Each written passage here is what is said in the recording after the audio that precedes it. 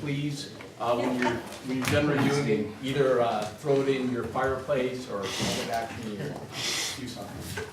Chew it up. On the gas fire. Thank you, appreciate having us. Yeah, it was just hard to follow when I it need was to slide to read it, slide. think about it.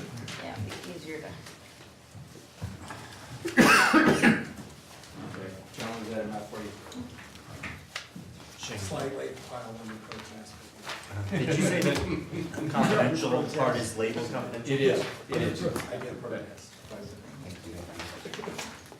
So confidential means Eric Lucas hasn't seen it either. That's, That is- especially what That's very confident. He can't even see anything that, He, I don't let him see that. even if it says slightly private. Ooh, privilege and confidential, it's that section. So I think we're gonna go ahead and get started, even though we know Dr. Jones is running late, just because we've got a lot maybe to cover, and I know we have a very long board meeting and an executive session, and we have a current board. So, I think we'll go ahead and get started on this right now. So, we'll get started on our work session for, Monday, November 26th. I don't have anybody here I have to read, but of course, it is the goal to receive information on topics of town business. And the first item this evening is the budget wrap-up discussion. So the town board, after all of the budget conversations, we met and had our conversation, which I went through and drafted a list of all of the comments and questions, and then I met with Shane a couple weeks ago. Went over all those, so tonight that we're gonna go through all those. He's got some answers for some of the additional things we wanted to see. And so, I don't know, are you gonna take it off from there, or Dennis, or?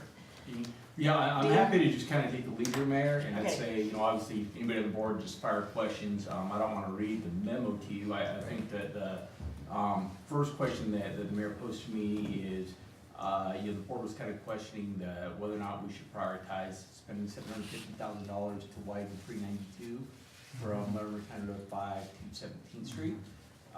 So, this was a priority section with our roadway improvement plan. But I think that the board sensed that, look, is there gonna really be any money ready for a shovel-ready project right now? What's the likelihood of this project being funded anytime soon, specifically with the bridge that needs to get replaced and everything else? And I think staff concurs that the likelihood is pretty low. So I don't know what else to tell you other than if this is something the board said, remove it. I don't think that the earth spins off its axis at any point. I think we could save this money and talk about this project in the future year, when the likelihood of it being constructed is a little bit more in line with the design. Okay, next, widen 392 at Leavenworth County Road 5. So right now, we have done a traffic study on that, and CDOT is currently reviewing that traffic study. Dennis Wagner and I met with them on last Wednesday, kind of end of the day, and talked to their staff about the project. They had a couple other intersections they wanted to look at, and jump in whenever, but they basically said, in addition to what you're studying, we want you to look a little bit, was it further east? Yeah. So, part of the solution was, or part of the package, was to build another eastbound lane. Well, when you get east of Fairgrounds Avenue, Leavenworth County Road 5, there's already 2 eastbound lanes. Just that one of them is as you approach these 3 intersections east of there, they're right turn only lanes. Right. Our thought was, well, we'll make those a combination through and right.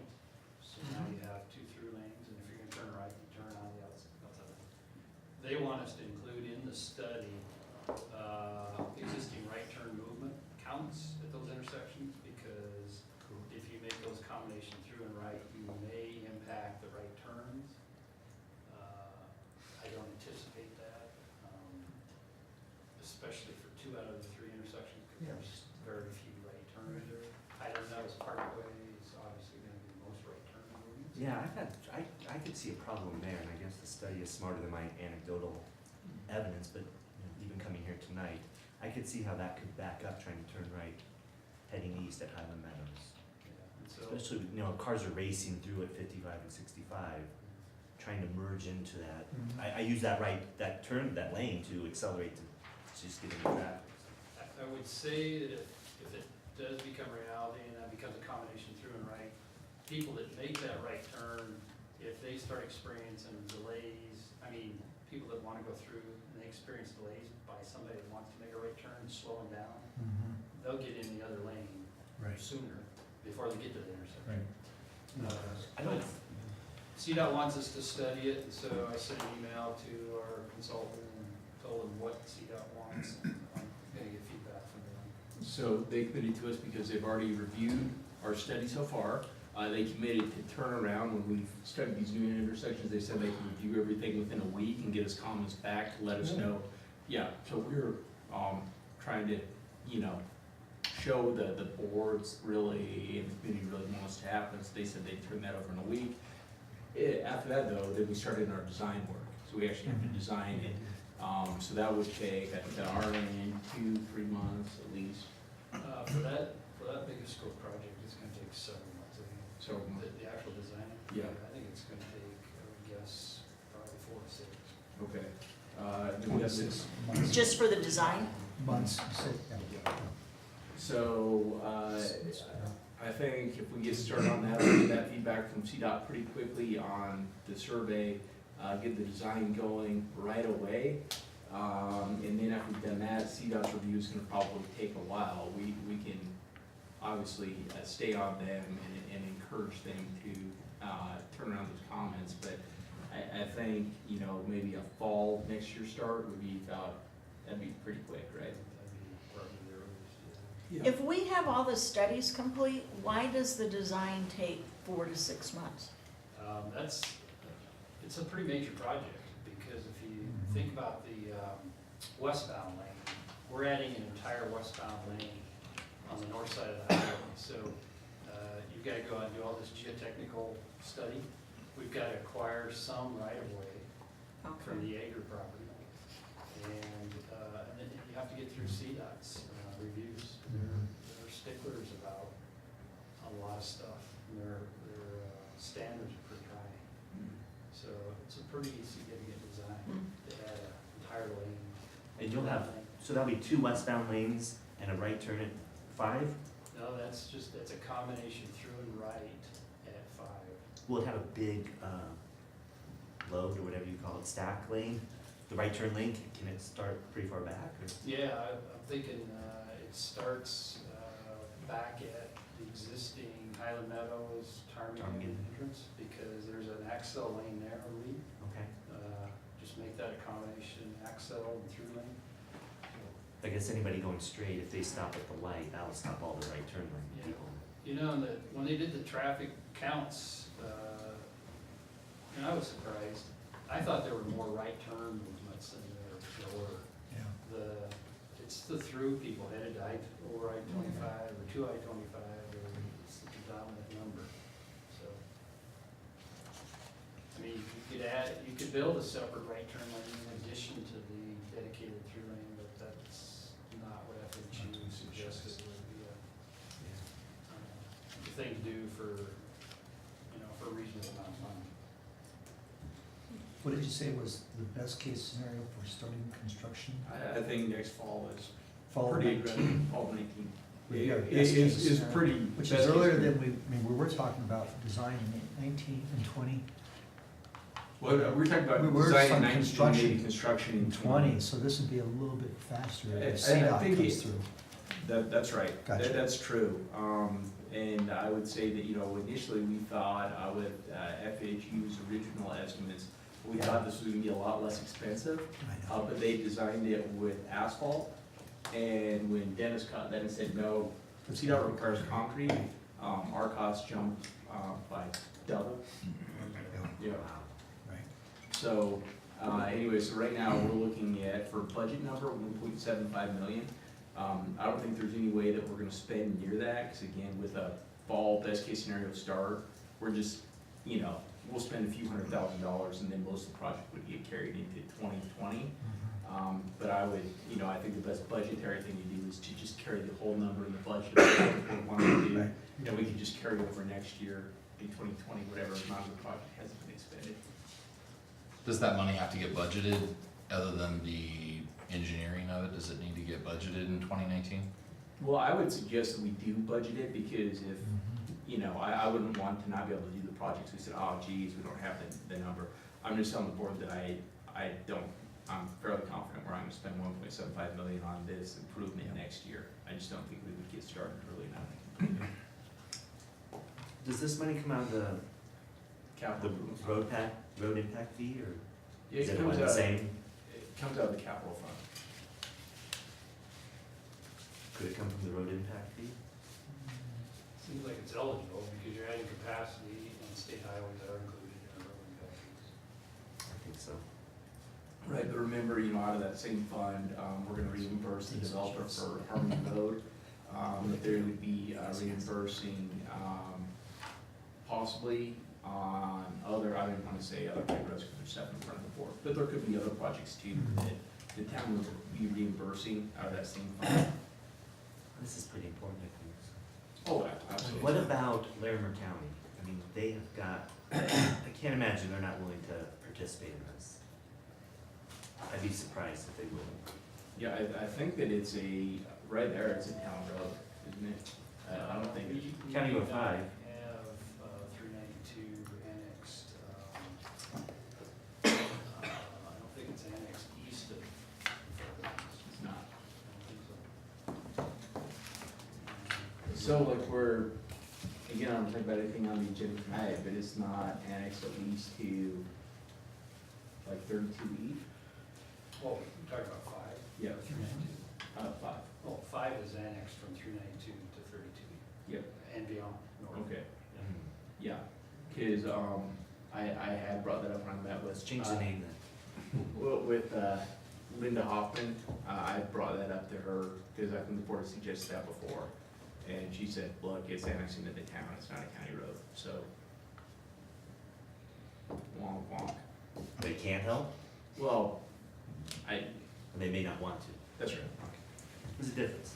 Well, we are having dinner with them on the 5th, is it, so I suggest maybe when we run into some of our fellow commissioners or Larimer County folks, maybe we Yeah.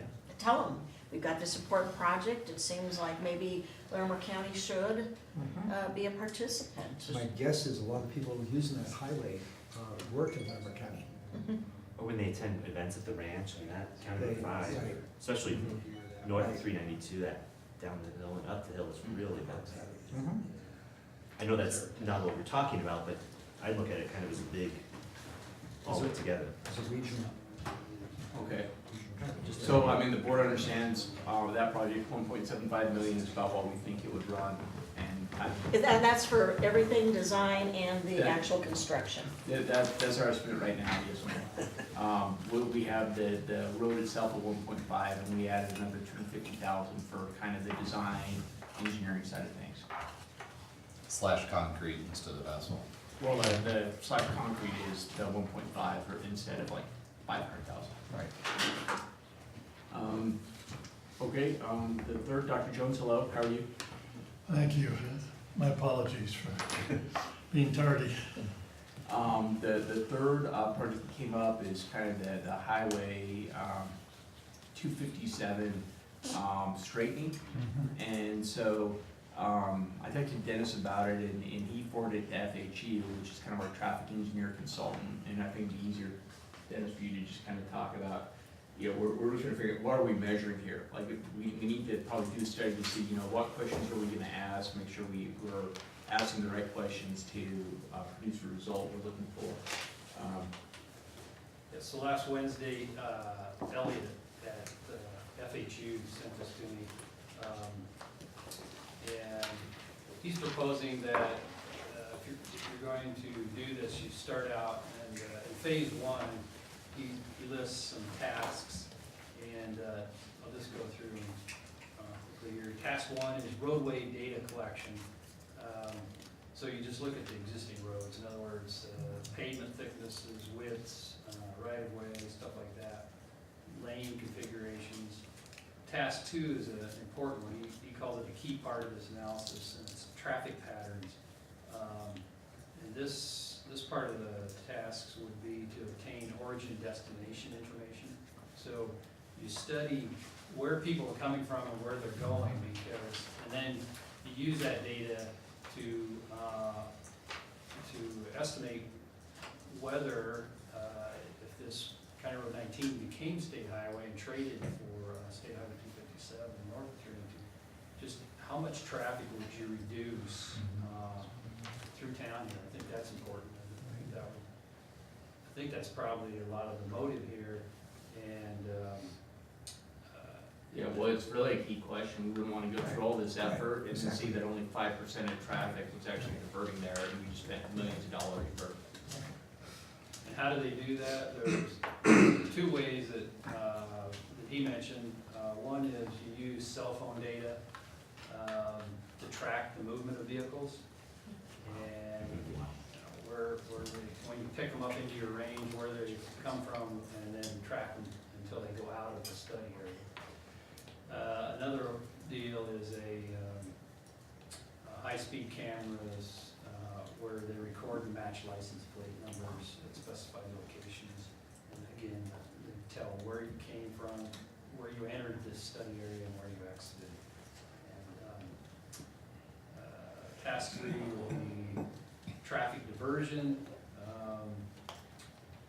And that's where you take this data and figure out, or estimate best you can, how much traffic you could divert by doing this. And then task 4, regulatory process.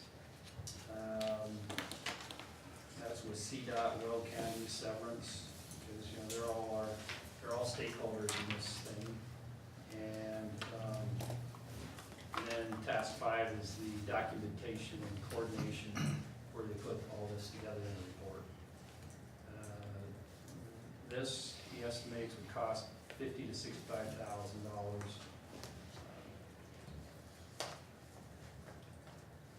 Questions? Just for the initial, For that phase all that 1. phase, For those Those five 5 steps. basically those five study steps. is what we end up out of it. And that then, Are you suggesting we add that to, I mean, is that something we could complete in 2019 or get going in 2019? certainly We could. could. Yeah, that's something that I think Mr. Sosowski had asked about.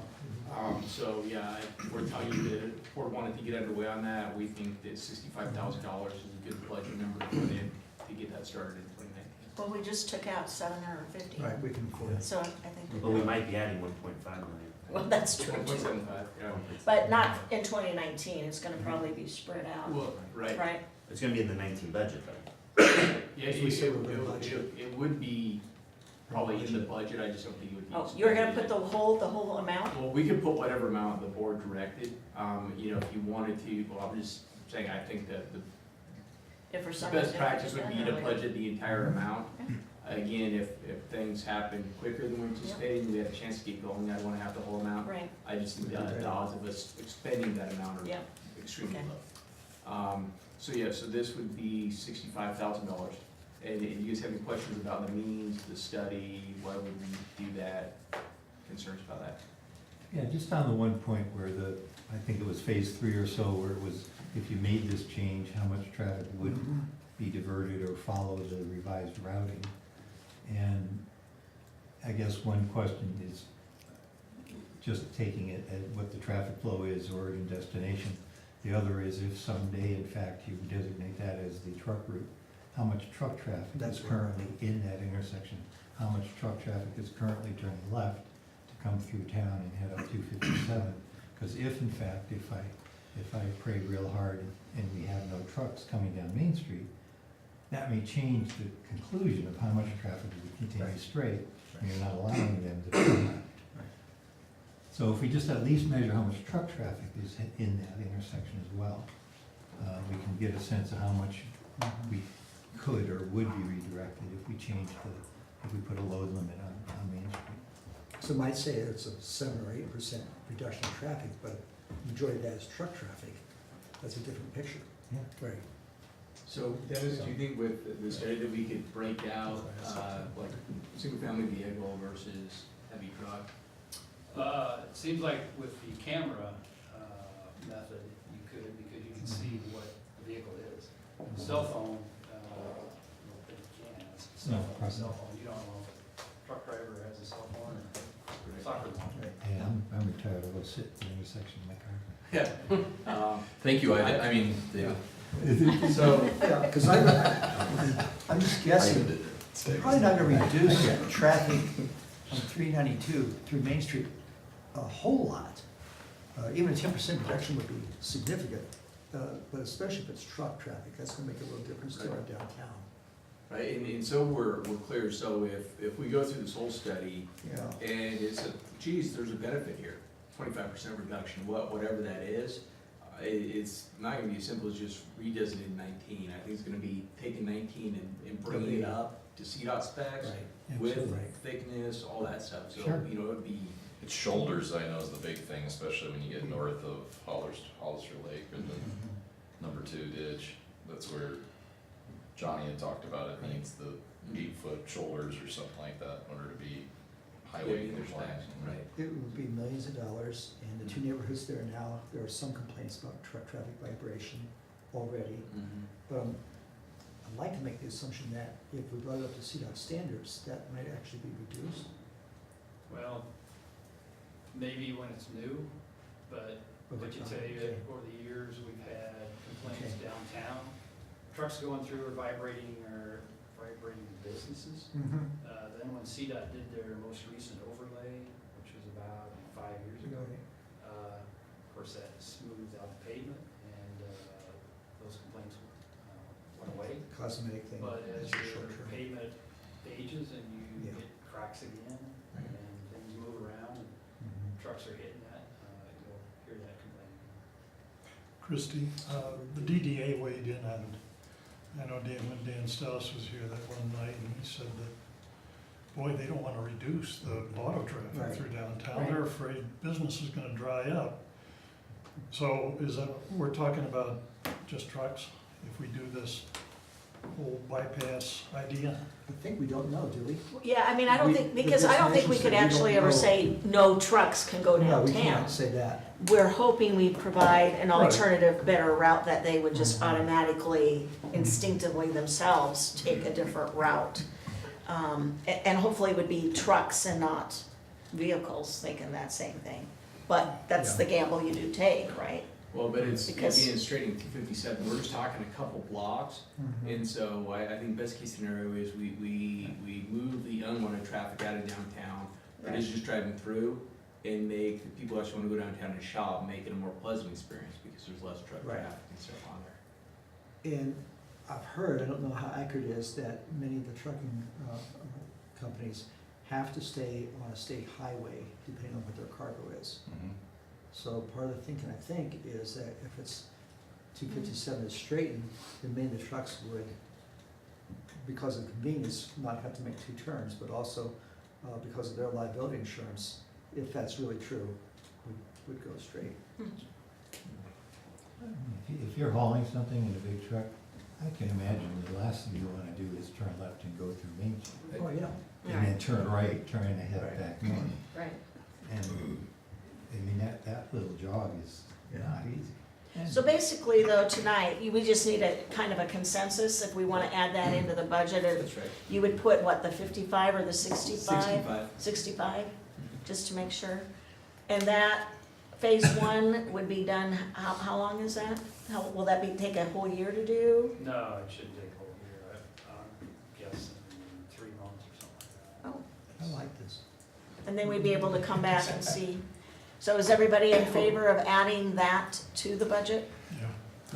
And we're not taking. I think it's good for us to know that option. No, we're not, but we're just. I having know some that the consensus. 19 north of 392, like I said, north of the number 2 up there. I also know there's overhead power lines which may need to get undergrounded. I mean, there could end up being a lot more cost to us to make that ready in order to swap it with CDOT for It could be a lot. what's existing, so.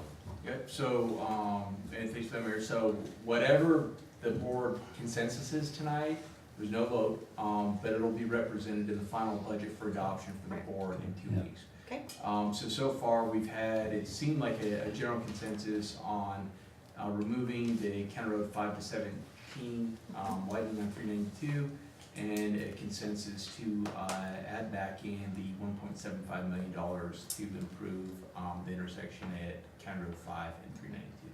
Is that fair? Yep. Okay, good. Next we have the cemetery, and so,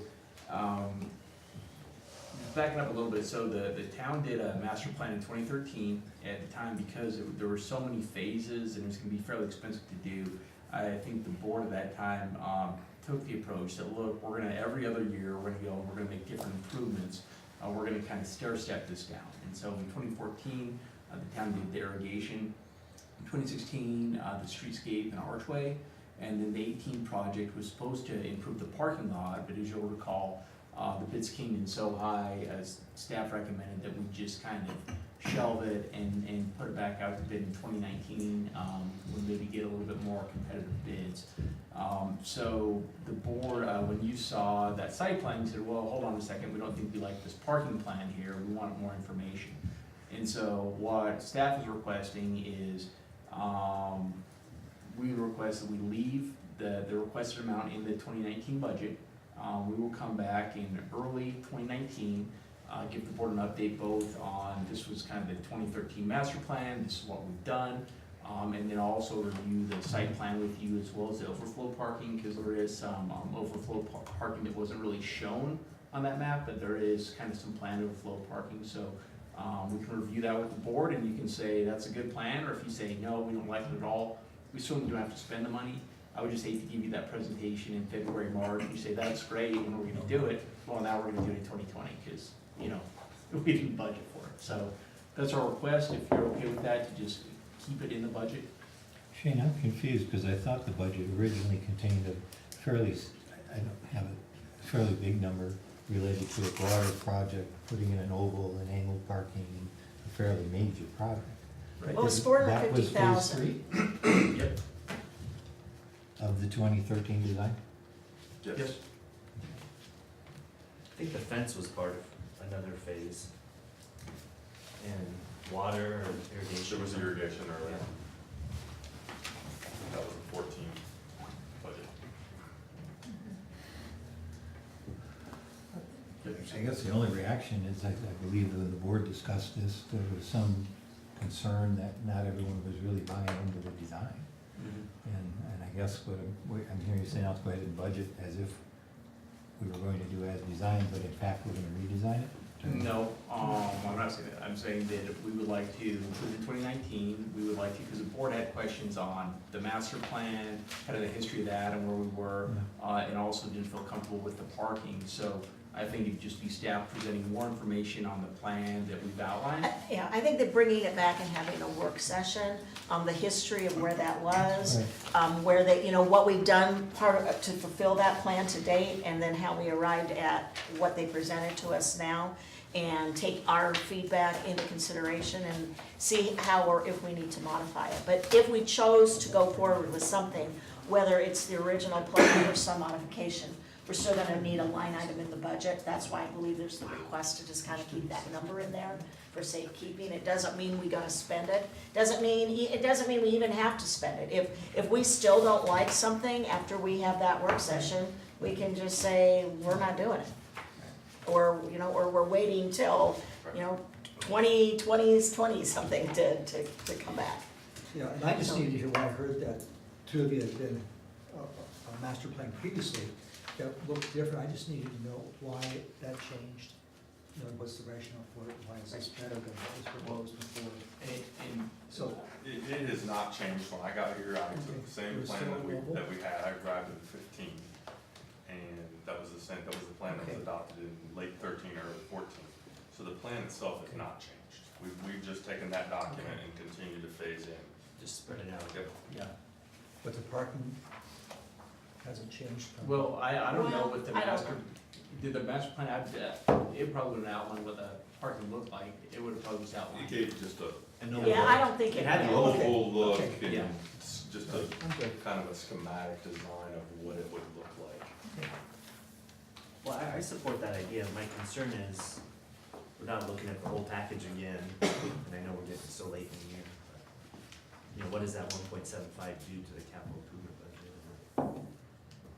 Oh, so you're, You're ahead. Transportation. I'm wondering if this could wait a year. I understand we wanna get it going. Oh, you mean because of what we're doing Yeah. up there now, Roadway. maybe we need to hold I'm off on just this just in general? Wondering, period. because I know we Mhm. have a really hefty capital improvement budget What are the this year. trade, what's the trade-off?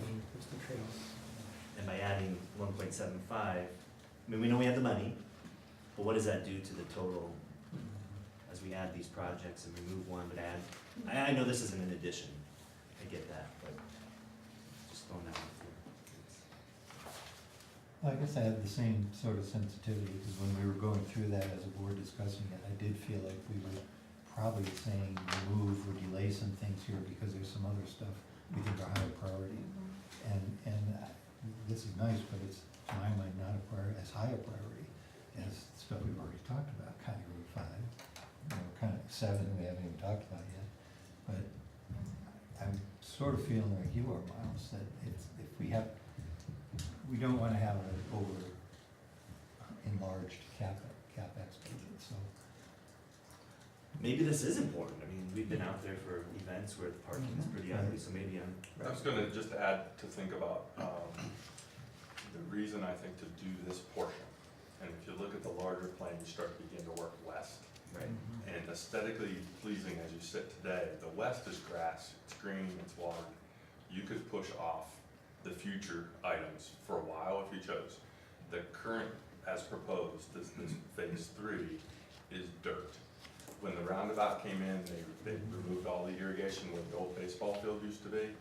That is now dirt, there is no irrigation there. It will remain kind of an eyesore for the main entrance off of 257 into the cemetery. So that's just something to consider. Even if you push it to 2020 or 21, it will remain as it looks today. We can't green it up. We would have to spend more money to put irrigation back in, all of that. So, Not disagreeing. yeah, just. This will just kind to of think finish the cemetery, and that west portion to me is very Right. well. So for $450,000, this is what we're getting. Yes, and you would yeah, have. because it's, the cemetery's not 1.75. Yeah. But think he's- I think you're thinking of the Roadway. museum. No, the road. The He's talking road, about the- No. No, Oh, but he's yeah, talking oh, about I see, adding that by adding road. the road. Yeah, by adding the road, I mean, I Yeah. know we have the money, but or postponing 750, so we're adding basically $1 million. we're adding $1 million. We're adding $1 million. Right. $1,065,000. Because we had 65 for the study. Well, we could leave it in and we can continue discussing the rest of the items at the end to see where we are in terms of Sure. the aggregate. Yeah, And then we may have to pick priorities. Yeah, yeah. I agree. We can leave it in, and then when we get this presentation back to us, we can. See what life there is in the cemetery. Okay, so, the museum collection facility. So. Say that loud. So in 2018, because we are full, we have, I think the count that I heard was somewhere around 50 items that we refused in 2018. So we're at capacity, we're currently turning away donations. And I think the concern is, we have some of these families that have been around for a while. To the extent that people pass away and have anything that they'd like to give to the town, I just think that's a risk. We've got, by not accepting anything in collections, I think we are at risk of losing a little bit of our history. So you can see the list of things that we did turn away in 2018. With all that being said, I tell you that, staff isn't the fact that the current line item says 1.75 million for the museum collection facility, and that this is a very big number for that. And I understand why the board has highlighted that, and certainly, the early discussions I had with Eric were right there as well, which is, geez, this is a lot of money to spend. So I just tell you that we've taken that 1.75 million for the museum collection facility, we've taken the 6.5 million for the parks maintenance facility, and we've really looked at the expansion over Public Works, and have included the 6,000 or so square feet of unfinished storage that Public Works was still requesting. We're also adding more office space for Public Works because they already feel like they're kind of built out. We're changing the access for the conference room. Right now, everybody who wants that facility has to go through the front desk, and it's hard to use after hours. We're also taking the parks building, doing that, doing the museum facility, and then in the administrative offices, in addition to the Public Works, And the park space, we're also considering, I think we'll be successful in relocating HR and IT to that facility and having growth space. So even though you look and you see 1.75, I don't think we're gonna come close to spending that on the museum. But this is what I would request is we've got $8.2 million. We're trying to do a lot with that $8.2 million. We're gonna definitely have a presentation of the board probably in January, February with the construction manager to really just kind of lay out for the board. This is what we've got, this is how many square feet, this is where it would go, these are our estimates. And the board at that time can say, look, kill that part, do that. I mean, obviously you guys still have the final say in any of this stuff, but I would request that we don't mess around with that 1.75 for the museum at this point, because again, we really rolled it into the overall project. That budget amount, to just try to do quite a few things with that. I just don't see any alternatives to what, you know what I mean, if we don't do this, we're kind of stuck if we don't. I mean, the stuff, we don't have any space, plus it's at risk of fire, rodents, you name it. Maybe not stuff on the second floor with rodents, but the Eaton House and everything else, it sounds like we looked around for other alternatives before we went to build. I just don't see any alternatives or. But that's what I've not heard. I mean, I think we'd asked all along, are there other alternatives? Is there commercial climate controlled space that's rentable? I thought there was some, they looked around. Staff has looked, there's nothing anywhere close in proximity. We would have to drive probably at least to Fort Collins, and we would be spending probably several $1,000s a month in storage. There's nothing that exists that's remotely cheap. For example, if staff needed to go to Fort Collins to get a spoon or a dress or a hat for display, we now have to drive all the way there as opposed to a couple miles down the road to the Public Works site.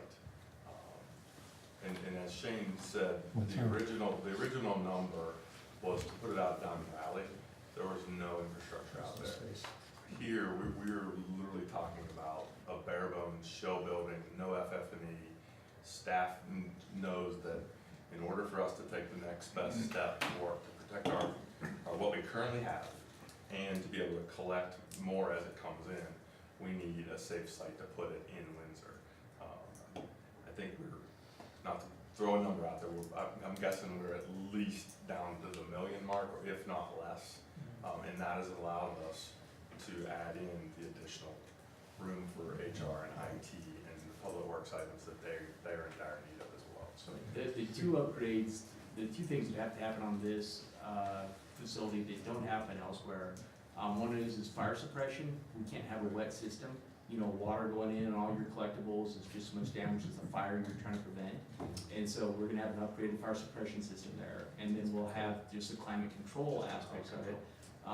So those are the two things that we're gonna spend more money per square foot on. And, but other than that, the like rest Eric of it's said, a normal shell building. So with the expanded, the new facility, or expanded facility, climate control, fire suppression, is there an opportunity to lease any, would there be enough space that we could maybe lease to other communities or other businesses that need storage? No, we're a little under 2,000 now. Okay.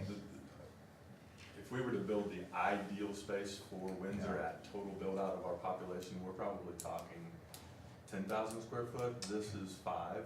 So we're gaining some room for the future, but maybe not at total build Gotcha. out. Okay. And the other piece that this building does for us, I think in the future, is if we ever, and again, this is down the road, if we ever built a museum downtown that had storage downtown, we now have a 5,000 square foot shell building. It could be used for future park expansion or future public works expansion, or Right. it's climate control, maybe it's another administrative building. You know, that may be 10, 15, 20 years down the road or more, but we have this shell that if we moved it somewhere else, You can do something we else. could do with it. something with it in the future. And to build that size building today is much cheaper than 10 years from now. I think I know the answer to this question, but if we clean out the upstairs of the Arts and Heritage Building, is there any potential uses of that? yeah, we wanna talk to Safe Build and see, Okay, 'cause it just takes- kind of our occupancy and what Yeah. we need to do to It's have not that. ADA and it's not. And it doesn't have to be, from my understanding, Really? because it is a historic building. Yeah, it's So on there are some things we can do. So We don't have to activities, put an elevator in. parties, meetings. But I think there are things we can do. It could potentially be office space, it could potentially be rentable space for Right, that's one. a meeting or a party or Some something of that like that. depends on occupancy. Yeah, it though. does. We may need to We need to put get in into like that a, detail. like Right. a stair lift or something, there may be some accommodations we need to offer. What's the square footage of that second story now? Do you know? I'd say 1,800. And we're building 5,000, Yes. okay, Yes. so we'll have, And remember, That's a so good size. that 18's full, but then you have stuff that is in museum buildings, the Eaton House, that we've That kind you'll of stuck here and there, take out that and- will go. So we're gonna not just use 1,800 right away, we will Right. probably use, I'm guessing we'll probably get to 25. I think we've earmarked a few hundred square feet for IT to stick some stuff in there, as temporary computer storage if needed, and then, the curator has 0 space in the Art and Heritage right now by moving out to this building. They have nowhere to create their displays. This will give them some workspace as well.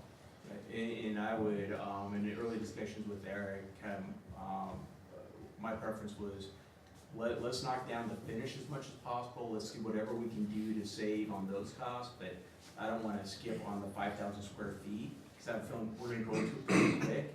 And so I think that's not where we wanna try to save our money, I think we wanna be smart about our fire suppression, how we climate control it, you know, the other things we do in the buildings where we don't spend a lot of money there. Yes. So the original 1.7 million was based on Diamond Valley with no That was infrastructure. correct. No water and sewer, No. So we will have cost savings for that. that's where we're saving a lot of money, and then obviously cutting down. It is bare bones with the exception of those 2 items that Shane So mentioned. how well or how hard do we vet these items that come through? Maybe that's not tonight's So, discussion, but Just I mean, are very we quickly. taking just historical pieces that come in, or are we really saying, No. is this Windsor? and- Our staff does exactly that. Is this Windsor? It goes to pre-cab for vetting, and then they see it every time, and then it comes to the town board. Anytime along the way, if someone has a question, and we've had that, I've actually asked that myself. It was weird for me to see, I think it was I can't remember, it was an Atari or Nintendo Game Boy or Yes, it was. something. I questioned, I'm going, is that historical to Windsor? And the feedback we got is, yes, you're just old. Because to me, I'm thinking, that's just, that we just had Atari, it wasn't that long ago, but in reality, it's been a while. That's historical, but that is Windsor history. Right, but those things Yeah. eventually go away, so, No, you I know, get that. how many Ataris are there out there in the world, and how many will there be 50 years from now? So does it belong in our collection? You know, and we do question those things as they come through, I think the short answer.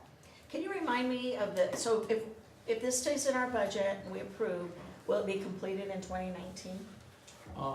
I would like to, we need to be out by, is it March? February. Oh, it's February. The goal right now, the schematic plan for us is to be done in January of 2020, so that everyone's moving. So our staff's moving, HR and IT, they're all moving, so. So we won't even be able to start moving our artifacts until 2020? Depending on when it's built, if Right. they build that phase sooner, maybe we could move those sooner. Yeah, It all depends because on we could that. phase in, you know, I did want to, based on the timing of the construction, I would like to do the shop space sooner.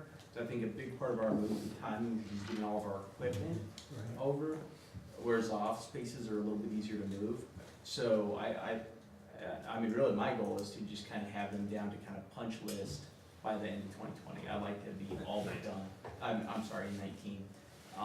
So that would be, I mean, because if we already turned away 50, whatever we turned away, I don't Right. know how valuable to our history anything was, but every year that we can't get things moved or have a place, we're turning things away. And I'll give you a great example of donations that were happening a lot, was every time Sandy Brooke would come volunteer, and it was every week.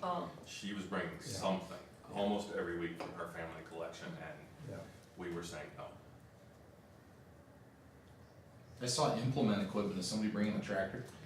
Like farm equipment, you know, we have a few pieces that are sit outside of Boardwalk Park behind the Eaton House that sit outside for people to look and see. I think this was just more to protect some implements that people have given us from farm equipment, or want to give us, I should say. So how does this mesh with the existing public works facility site? and what amenities are there? Because we talked about that there are certain things that are gonna be reconfigured or added onto out there, or. So I think you'll explain see in January, early February, the latest, there's an addition of the administrative building that kind of goes to the north of the current administrative building. If you So, think so about, when I showed the board kind of the L-shape yeah, building, that's similar more or to less the that. concept. The current heated storage for the Public Works snowplow trucks, their expansion goes to the west there, I think it's 3 bays. And then, if you know where the ice melt shed is and the open storage bins for like gravel and things, the park shop and museum buildings would go to the west probably, I'm guessing 300-400 yards, but up against, almost to the, what will be the top we call the park site. So it's kind of out just a little bit, but it allows some, we've talked about what's the future site look as a whole, what is future needs for public works, what are they for parks? So we've placed the building there to allow for expansion of outdoor storage, expansion of the salt shed, those kind of things, de-icing equipment in the future. So we've looked at the totality of both departments. And we've explored a lot of options, like, you know, we looked early on at taking the unheated storage of Public Works and converting that to the museum storage facility. But talking to Public Works, they would have needed us to just rebuild that space somewhere else, so that the delta of retrofitting the existing space and then building them unheated space somewhere else was like, oh my God, we're just wasting money here. So we've looked at other options too and abandoned them. So I think we've had, to get even where we are now, we've gone down a few paths and said, okay, that doesn't make financial sense. So And with that also- kind of overview, Paul, Yes. did he kind of have an overview vision of, based on what he said, you kind of get how things would line up? What did you just ask them? Do you kind of understand the overview? Oh, yeah. Okay. Yeah, that's like pretty well.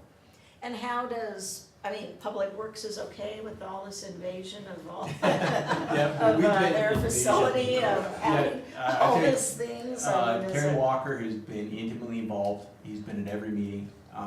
You know, I feel strongly that because he and Parks need to live together and live with what we build, that they should be really integral in all the decisions we're making and how we're going forward. Good. And I'm really letting them, you know, when we get down to the end, certainly we're not gonna have enough money to do everything we wanna do, that's just the story of life. I really want them to prioritize and kind of help make those cuts and determine what gets built and what we don't do. Cause again, you know, when it's all said and done, I'll be out there, you know, once a week for meetings in my life, but they've gotta live out there.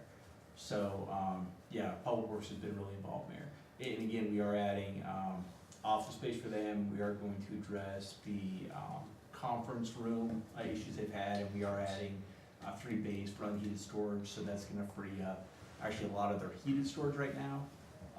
So they'll be able to take a lot of equipment that's in heated storage, put it in unheated, and so they'll have good growth performance. So I know that Public Works had brought to the board earlier this year some kind of things they'd like to change, or things they'd like to upgrade and do differently, and so I think we're able to address the vast majority of those in this. There may be some things that we can't do, quite frankly, there may still be some little, like paving that site back there. I think it's something we're gonna need to do, I just don't think it's gonna be a part of this project. So there's gonna be some things that I think we are gonna, you know, we can't get everything, but I think we get the major things like the square footage of the buildings, the storage, you know, we're taking care of the big stuff. And then I think we can kind of, if there's any little honey-do punch list in 2020, we can request the board consider funding that then. For the items that we've had to reject from the museum collections, items that we can go back and still, And there's a potential In for a some of couple them, of years. I don't know for all of them, but I can definitely ask. Never fear, I have plenty of things I You have a know, whole wing for I know your two stuff. households alone, yes, so we'll I'm sorry. replenish. It sounded like there was some discussion about being able to drive down costs on this, but I didn't hear that you're changing the budget request. It sounds like we're still at 8.2. That's right. It's just the allocation between Public Works and parks may be, or museum may be different. That's exactly right.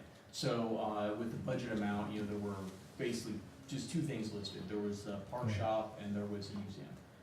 Because we've added so many other things for consideration in there.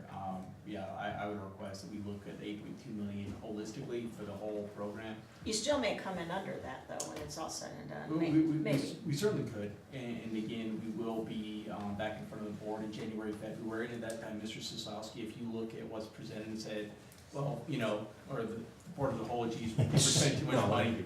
Well, but I'm just saying, I mean, this is not, I'm not requesting to approve $8.2 million to spend out there. I'm requesting that you approve it in the budget, and that, so that way when we present you the whole plan early in the year, and you see where the money's gonna go, at that point, the board can say, you know, at that point, you may say, you know what, still, at $1 million for the museum, it's more money than we wanna spend this year.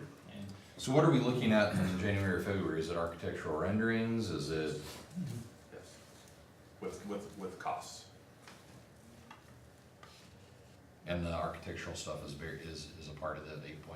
it is. Regarding the 8.2 million, if we can save money, absolutely, but considering that was just 2 years ago that we were building the Public Works building, I would encourage us not to skimp on size of future needs.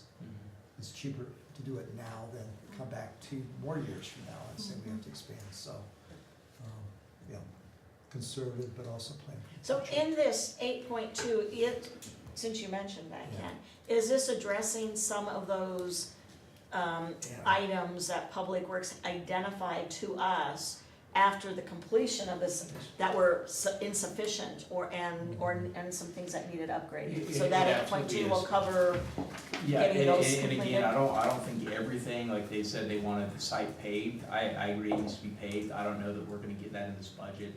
But things like the overhead doors not being tall enough, there's gonna be 3 new unheated storage bays built for Public Works, so they will have, all the big equipment will be able to fit in there. They're also, I think they brought up that they're already out of space. They're gonna have some offices programmed into this new site. So, yeah, I think we're taking care of the big ticket items. Two things. Oh, yeah, the full tanks as well. Okay. Right. Okay. Okay, I'll start talking really quick now. So, Eaton House Master Plan, Eric, you wanna just, Sure, the reason for this plan is we would like to, as you've heard me say before, turn the building into a usable historic site, i.e. Some kind of business incubator. I'd like to bring in a consultant with background in structural engineering as well as environmental. I'm sure that there's asbestos in the building. And then tell us what we need to do to the building to keep its historical look, but make it a usable building. So that is what the 40,000 is in there for. If there's money left within the scope of work with whatever firm we may select, we'd love to begin some level of construction documents. So if we could get to 30% and know what kind of estimate we might be at for the future, then we could begin to budget to change that Eaton House into a usable space in some future year. I think the question was, I think actually from Dr. Jones, wondered with all of the colleges near us, if we couldn't find a study or a class that might, like we have that class that does these surveys, they did the church survey. Is there a class, maybe in architecture or whatever, that could be able to handle this study rather than us pay a consultant to I think that's a possibility. I think that has dwindled over the years. I used to do that myself when I was getting my master's degree, and then helped teach classes where we did master plans for an entire community, where we did a lot of survey work, where it's data collection, that kind of thing. So I think that is where that aspect of college work comes into. What I don't know is how much structural engineering as well as assessment and then environmental would be combined in one college class. Maybe if you paid the school $10,000 or something like that. And I use that number because I remember that's what we used to charge to do a master plan for community. I don't know that exists, combining those two elements into one class. Certainly can look, and glad to reach out to some local colleges and universities to see if that's a potential savings. If it's not, though, I would recommend that you at least leave that earmarked money in there, and I will be glad to reach out to those colleges to see if those two elements can be combined into one. And if ultimately that would provide us with what the information that we're looking for. I don't also know when you talk about whatever they design, can they then give us an accurate estimate of what the cost is? Because we would use that for the future to say, you know, the Eaton House is X number of dollars to renovate, Right. and what budget year would you like us to put it into? So it's a possibility, but I don't know that I don't have a great warm fuzzy feeling that we'll find that combination in one class. Eric, how about safe built or, some kind of inspection service to at least see what has to be done to meet code? I mean, 40,000 just seemed like a lot to me, and like you said, maybe it can be slashed. But, I'll be certainly happy to look at those options and see if there's even smaller portions that we can do with different companies. I used the 40,000 from just asking a consultant what it would typically, if we contracted with your firm, what would this cost for you to come in and do? So that's where that number arrived at, and I can tell you with most plans, that's not really that much money when you talk about some of these master plans or consulting services nowadays. Is that area zoned commercial already? Or That I don't know. That's a great question. Don't know that. it's a nice location right by the park to have a. Ice cream shop. Microbrewery. Your favorite ice cream. So everybody's comfortable just leaving that in there for right now? Okay. Can I follow that up really quick? There, right above that, a couple lines was IT offsite storage, but you had talked about IT sharing some of the museum space. Is that $50,000 gonna stay in there if IT can use some offsite storage of the? Oh, yeah, those are totally different. So the Oh. IT offsite storage is literally backing up our Data data Correct. to somewhere else. Oh, okay, never mind. Yeah. Okay, sorry. So the creamery, Eric, So the creamery, you can see here, we've done a survey of the community, what they'd like to see. Obviously, we've acquired the creamery with the purchase and acquisition of the mother statue. I reached out to Saunders Heath, who's doing the mill. I gave you basically the short version of their quote, how we arrived at the numbers that you saw in the budget recommendation. And basically it is to renovate that structure and create a makerspace. There are zero FF&E in here. This is to make the building safe, usable for the public, and turn it into an additional space for the cultural group to continue programming. We would begin to move some of the programs that we currently have into the creamery, as well as expand our programming abilities based upon the surveys that the public gave us. They're very interested in youth makerspace options such as sewing, arts and crafts, metalworking, pottery, woodworking, those kind of things.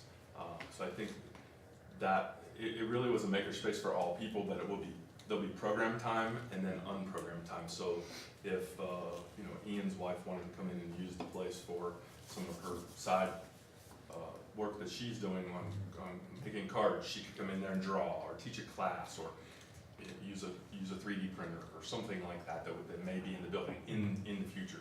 This would get the building usable. I just had a comment. I got an email today from a constituent about not duplicating services for the library and a makerspace. I mean, obviously, they're gonna need computers. It's not for a computer class, but they're gonna need the tools. It might be a 3D printer, it might be computers. So to be effective as a makerspace, we're not really duplicating services provided by the library. I want to make that point. It's the tools that might be needed for metalwork or pottery work or whatever, so. Well, and I think Eric has been very cognizant of what the library already intended to do. And so from the very beginning, we've already had recognized that, whether they realize that or not.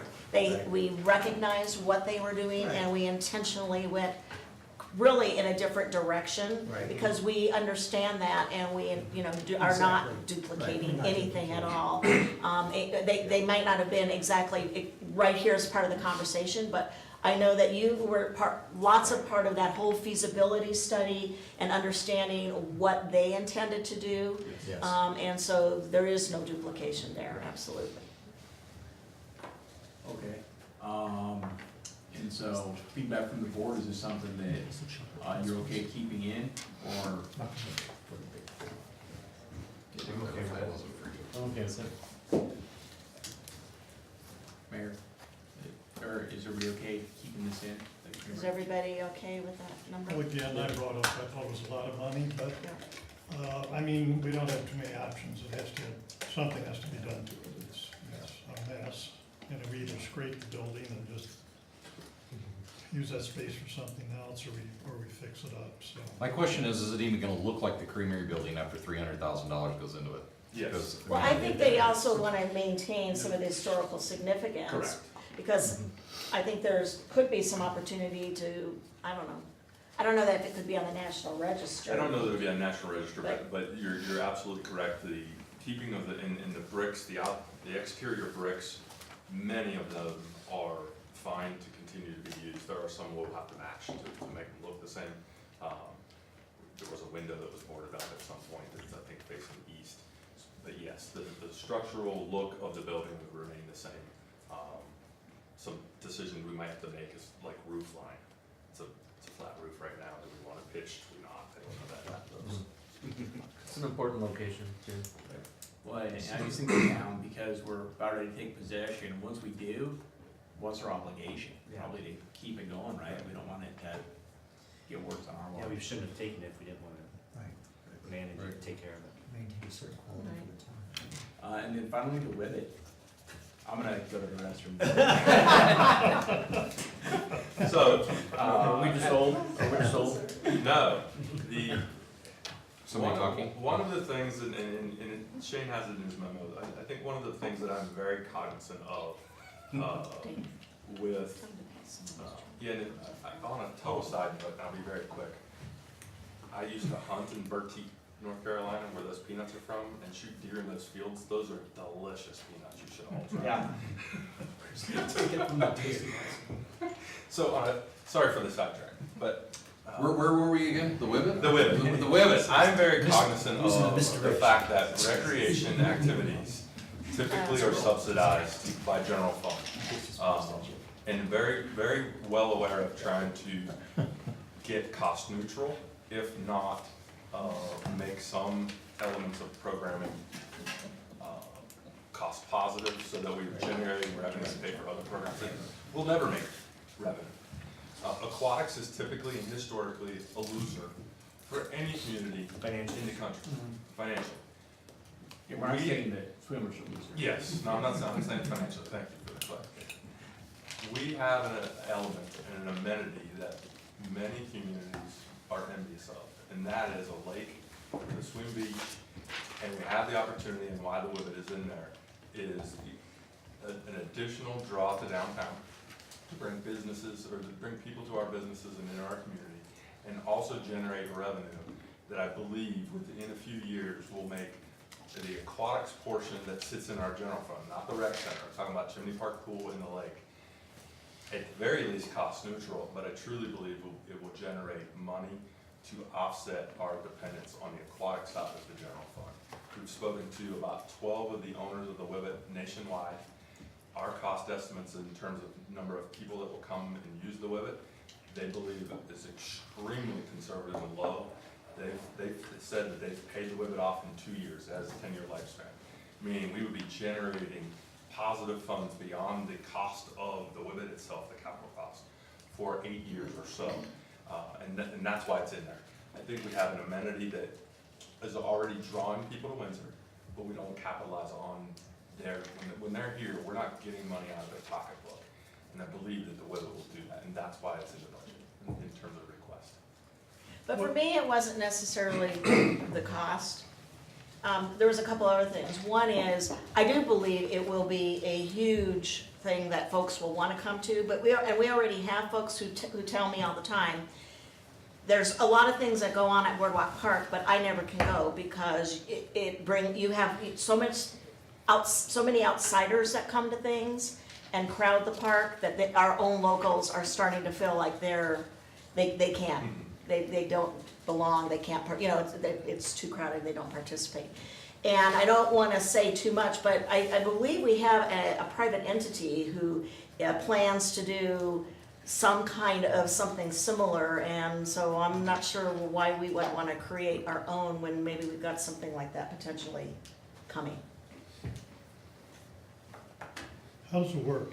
I mean, they come down, give you so much money, they get a wristband? Yeah, they would get a wristband, so that you'd be if you're the 8 o'clock crew, from 8 to 9, you'd have a red wristband on, 100 people at the max goes out and swim on it, it's basically a playground on water.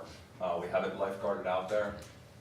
10 minutes before your hour's up, we blow the whistle, the red wristband people go out, come back to the beach, the blue ones go out, and they just rotate all day long. It'd be like that jump house in Fort Collins. Yeah. Well, and then I saw you mentioned the police have it in their budget to provide security for No, it. that's in our budget, to hire after-hours security to watch it up until midnight each night. So, because when I first initially brought the idea out, Rick was concerned of how we're gonna worry about, how do we handle people who, we close at 8 o'clock at night, and someone decides they wanna go out and swim on it at 9. We've, in our budget, included money for a security firm to sit there every night till midnight. Just like anyone could go swim in the lake tonight if they chose to. Our police department responds. They would not have to respond in terms of someone being on the site until midnight. After midnight till the morning when our staff got there, the PD would do the normal patrol that they're doing today. And in the bottom line, you figured in the paying for security. That is all in the bottom line. How do we make a decision on a private entity that might do this? That's kind of, Well, I mean, which we don't know, but we Yeah. did all see something, so something to keep that in mind, I think. But this isn't fenced off in any fashion. No, I mean, you could, somebody could swim from the beach to the river. In theory, yes, you could, if you wanted to, at 2 o'clock in the morning, swim out No, there. no, no, Or at any at 10 time. o'clock. You could, I but don't have a staff, wristband on, but you're staff- never gonna go out there it's their and. job. staff's out there. Staff will be on the Whippet. We will have 5 staff out there on the Whippet the whole time that it's open. And say, you don't have your wristband, we kick you off. Just like, Is this new staff? Is it overtime staff? this is new part-time seasonal staff that is in the proposal. I asked last time and I forgot, I apologize. What about insurance? It's just part of our CERSA and Yes. it's not gonna cost us any more. I wanna say off the top of my head, it was a few $100s more a year. Was the- It was like when you have skate parks and other things, we already have pools, aquatic, so we would have to pay something, but it's not. So board, we just need to know, do we keep it in budget or kill it? I'm okay with it. Remember the all-in number, both cost, O&M and, What, for this, for the Whibbit? yeah, 165? that's just for the Whibbit itself, right? That's the capital. And then you got the staffing. I don't remember the number off the top of my head. And that's already built into your aquatics? No, Todd, The he's asking staff. about the operations side. It's in my operations budget. So. And it won't affect boating out on the lake or anything like that with It will not. having big wake? No. I think it better. Or more liability for our staff out on I feel like a Scrooge, but I'm not into swimming and all that. I could take it. But again, I'm here Well, for the it is- community, so. This is something that, again, it's a matter of prioritizing, so it could mean that maybe we feel like County Road 5 is a higher priority this year, and maybe we don't have, it doesn't mean we can't be another time, but maybe it's just not the right time for it. Well, I think that again was the nature of our conversation as the board, we talked about, is the budget reflective of our priorities? Yep. Now, I don't think any of us came to thing saying we got a priority to put a ribbon on it. Except the financial aspect after it's paid off. Yeah, recreational activity that pays that we make money on is almost unheard of. Right, it is, Right. yeah, In operations is 57,000. so, Per year? yeah. How soon would you have to purchase? Very early in January in order to have it here by the time, here and installed and staff trained, Gotcha. in order for us to open by Memorial Day. Okay. I'm personally kind of indifferent about it, Yeah, but, like, and I'm trying to look to the future too, to say, right, the cost that we're paying now is not gonna be such a burden down the road, it's gonna bring income back in. yeah. Well, Maybe weigh that into it. And the fact that the board's talked so much about this, I mean, I would just say, if this is something that the board does have some questions about, I don't see any harm in saying, let's set it aside for a year. Let's not do it in 2019, we can see what develops, we can see the other capital things. I mean, it's nothing, you know, if it's a good idea now, it'd be a good idea in a year. So I'm just saying, if you guys really have that reservation and you're not really sure, I mean, you know, this is your budget, so if you I don't think want we have a lot going on with the creamery, and we're spending money on the Eaton House, and to me, those are old historical kinds of things, and then all of a sudden you're gonna have this like weird looking Whibbit thing there. It kind of takes away from what, really, like, to me, what You we're have some trying work to to do. create back there. I mean, we're either creating this kind of ambiance thing, or this whole, I mean, it could be a combination, but I It's a think, lot, yeah. a lot going on at Boardwalk I think- Properties, basically. And we've got the whole Diamond Valley thing that we've just started that partnership with. We don't know where that's really gonna go. I think we'll have a better idea after this summer, what that's looking like.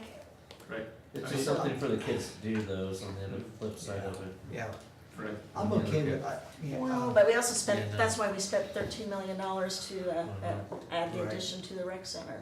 I really appreciate looking forward at revenue, and like Dr. Jones said, recreation does generate, for a community, generate a lot of revenue, so I really appreciate that concept of looking forward, but given everything else we have going on, I'm okay with a mixture of old and new in the park. I think it's kind of cool, you know, but I think given everything we have going on, and we added $1,065,000 on transportation to the cap improvement, I think it might be wise to wait a little while. I was asking about the timing. If we could wait and see what comes back from CDOT in 3 or 4 months, you know, where we stand or not stand, then, but that would screw up the timing on this, wouldn't it? In terms of I got you. use and revenue this year, Yeah. if the board wanted to include it and say, hey, can we wait and purchase late fall, no, we're gonna open in 20, I mean, that, again, that'd be a choice if you wanted to do that. For my part, I think it's probably better to wait at this point. No, I agree to wait. Okay, so is a board, so nobody would be offended or incensed if in 6 months from now, 7 months from now, when you see the capital improvement request, you see the Whibbit again, and you know that we're coming back, is that okay to ask for 2020? I'm okay with Maybe it won't be so weird to the mayor. I'm surprised the two of you are willing to bet your careers on this. Well, it's not, I'm just, it's something that, Won't be this weird thing out on if the the. board said, no, we never wanna see it again, okay, I can do that too. It's- No, I tell you, ways to generate revenue is a long-term goal, and we need So, I to mean, look at that. And I, that's a serious opportunity. But, you know, if we find, in 6 months, we might know more from CDOT on some of the transportation projects. Mhm. We might know more on the public works, park rec building expansion, so. My 2 cents really quick about it is I appreciate Eric looking forward Yeah. on some of these intriguing state-of-the-art type things, cause you know, a year ago, we golfed honestly as a board about the main park and the Yep. price tag to do that. Yeah. And now it's like the coolest thing in. Well, and I don't wanna in cut Windsor. you off, but we do have another item we gotta get to, so, Right. and No, you're a absolutely future right, meeting though. item too, so. Absolutely right. If everybody is Thanks. okay to just hold off, Yeah. okay, cause is Rick Adcock out there I'm sure probably he is, yeah. waiting, and, Right.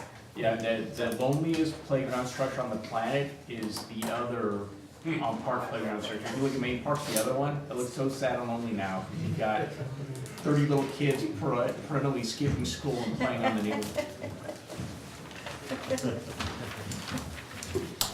Next time I'll dress up. Oh. Sorry that budget discussion went long. Yeah, sorry. Apologize. It's like one and Anybody know how to drive this thing? Dennis does, or Dean does. Yeah. Ah, I think there's one file on that stick.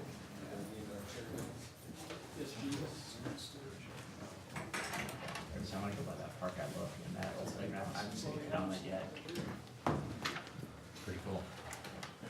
My kids are just like, where were you like 6 years ago? Yeah.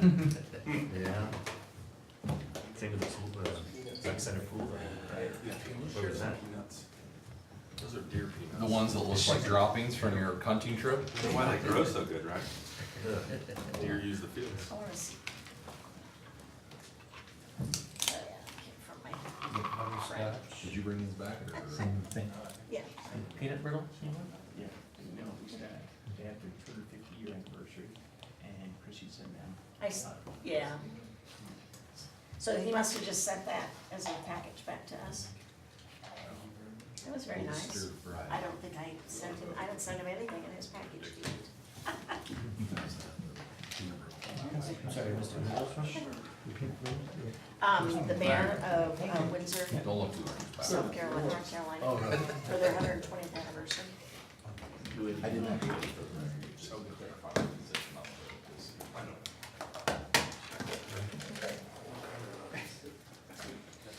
It's not from a farm, it's not from the field. Of course, it's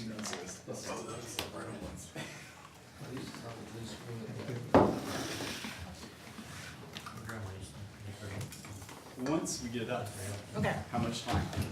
10 minutes? 10 it's about 10 minutes, sorry. That's what I set my timer.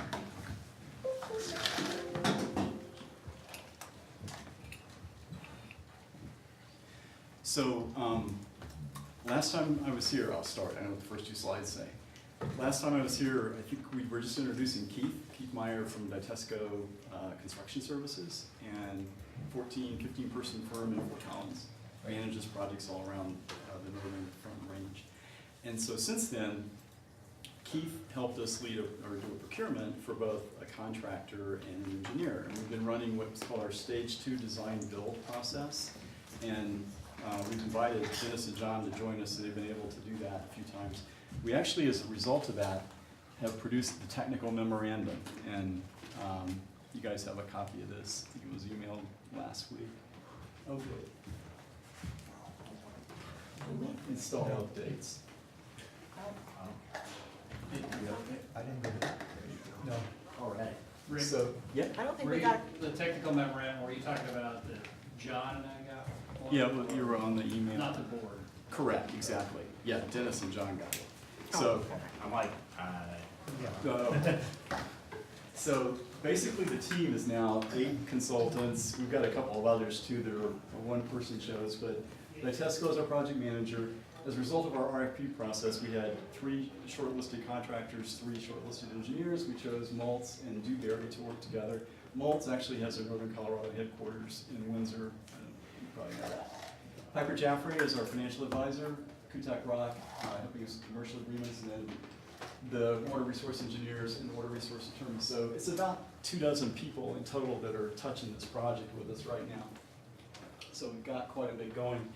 And this memorandum resulted from the work that design build team, Dewberry and Maltz, have been working on for about the last 6 weeks-ish. Right. And Keith, you want to talk about the site plan? So thanks for having us tonight, appreciate seeing y'all again. The site plan's pretty expanded, so I'll try to get through these slides as quickly as I can, just point out the main primary points. So water supply being the infiltration galleries along really along this bend in the Poudre River, certainly the groundwater wells. We've got those located on the best water in the aquifer area on the very northeast portion of the Great Western Industrial Site property, piped all the way to the water treatment plant and then piped to distribution. So this little spot right here is the water treatment plant site. And then if we do end up with a brine discharge off the RO system, we would have 2 deep well injection points, both on the site as well.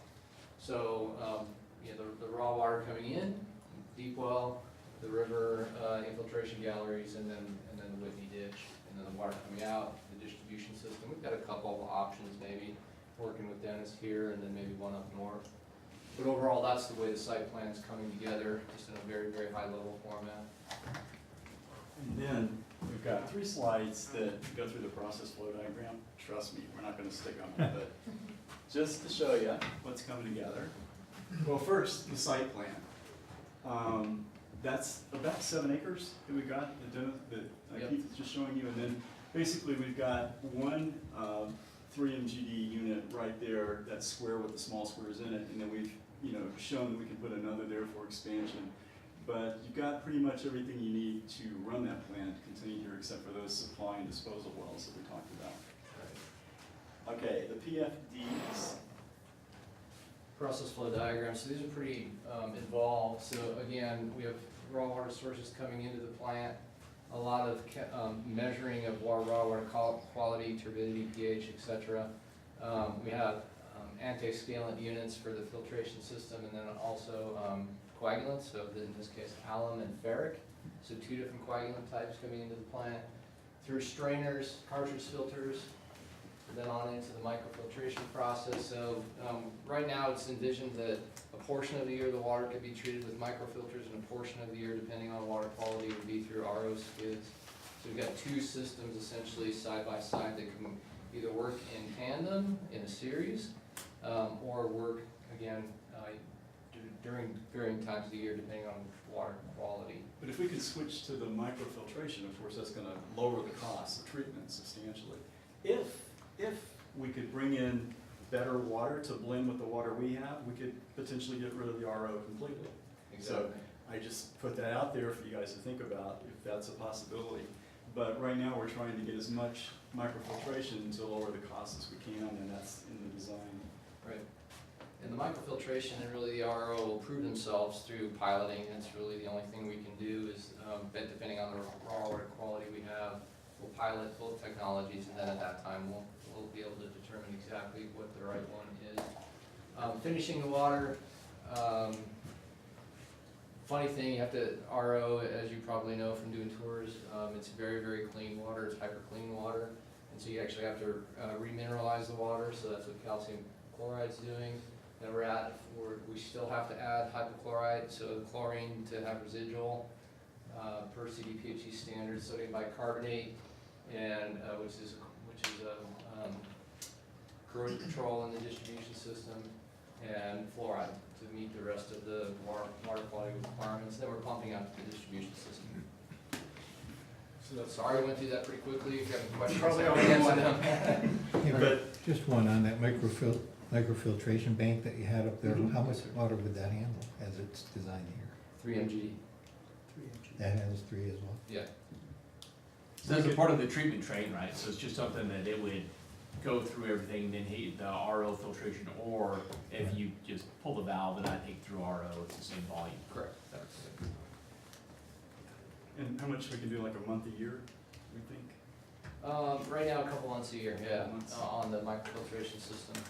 Again, depends on the water quality we would have at the time. Okay, a few more slides we'll do real quick about it. We can go through this in more detail later when we have time. But just looking at the calendar, the schedule we have here, getting to the bottom line, we think we can come online here in this about mid-2021 for startup and operations. That, backing up from there, that's if we can start construction in October to just the fourth quarter of 2019. I've got we've got gray here because the permits may take us a little longer. We've got 9 months in there for them right now, starting in December. It may take us 12. If that happens, we won't start construction until there. And then, of course, startup and operations would be 3 months extra, but that's where that's coming from. To start construction in, we've got to line up getting financial close. Before we do that, to get to financial close, we've got to have our design build contract with Maltz or whoever is our contractor with the guaranteed maximum price. We'll probably do that when we've got a 50% design, so that would be about September of 19. And by that time too, we would need to have the agreement with the town finalized, so all that would line up to get us to financial close and let us start construction and start operations there. Everything else is what leads up to that point in 2019, and it'll probably take too long to go through that, so I'll move on. 2 minutes? Sorry. I think this would be the last slide. So basically, the activities that we've got going on, complete what we're calling the stage 2 design build activities. That technical memorandum will become the basis by which Moltz is now working on providing their updated cost estimate. That's due to us on December 5th. So that'll be a class 4 to class 3 cost estimate. You know, that's pretty, got a lot of information in it actually. It's, you know, so many vertical feet of pipe, you know, this diameter, storage tanks of this size. They'll be calling vendors, getting quotes, et cetera. So it'll be a much better cost estimate than we've had, but we need to push it further after that. Concurrent with that, Piper Jaffray has taken their typical bond financing model, imported everything that we had built in our financial model over 2017 and part of 2018.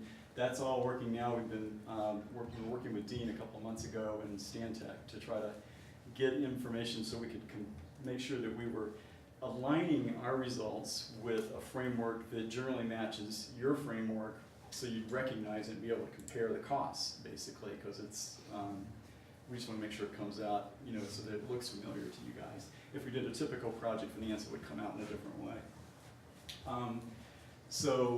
And then the commercial agreements, the LOI term sheet that we talked about, which we've actually got a draft, and we'll get that over in the next couple of weeks.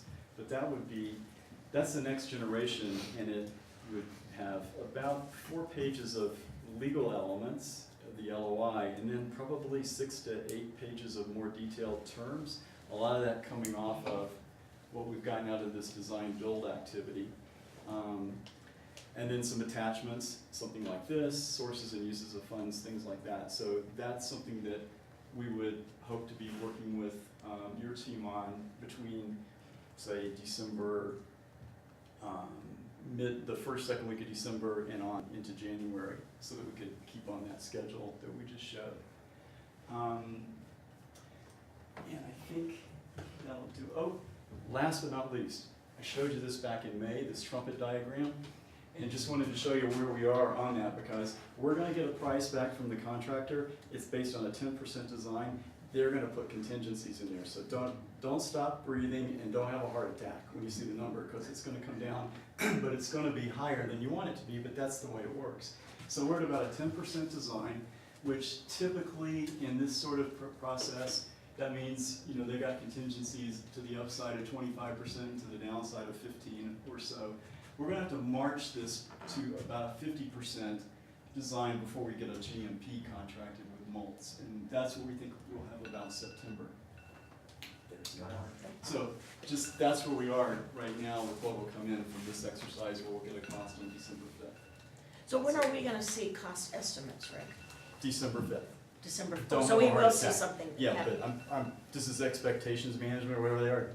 Really, I've seen this movie before, Okay. and they will have built in, it'll be more than we want it to be, but that's because it'll come down as the design firms up. They've just built contingency into it, just like if you asked a contractor to make an estimate. Okay. Well, sorry to cut you off so short tonight, That's all right. so, but we'll look forward to having you back on December 4th? Or is it 5th? 5th. Oh, wait a minute. December 4th. Are we having a special meeting on December?